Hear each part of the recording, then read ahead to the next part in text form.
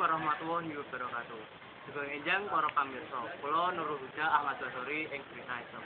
Tempat pembuangan akhir ngablak Siti Mulyo Piyungan Bantul dipun bikak wiwit taun 1966. Papan ingkang reget lan nggondo kasebat tumraping ketriyang ing sakiwa tenging TPA pranyata boten dadosaken perkawis menapa-napa.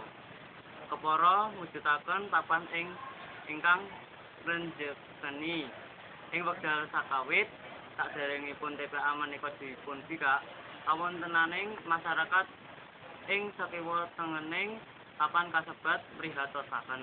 Nanging sasampunipun TPA dipun bikak panggesanganing warga mboko sakedhik saya mindak sae awit ndoyokaken uwuh ing papan menika. Salah satunggaling warga masyarakat ngablak ahyar uga nelakaken bilih sasampunipun TPA ngablak dipun bikak. Kios ban lan tambal banipun ugi saya rame. Kejawi menika warga ing sakiwa tengeng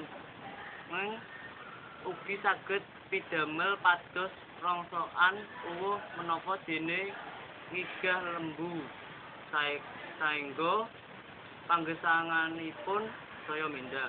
Para warga ing sakiwa tengening TPA sewauhipun boten ngertos menawi uwuh menika wonten pangaosipun sasampunipun kathah tetiang saking Rajawining rangkah pados rongsok ing papan kasebat.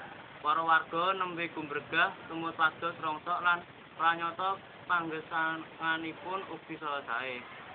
Sekap semanten atur kula. Bilih wonten salah, bilih topik jaya. Wassalamualaikum warahmatullahi wabarakatuh.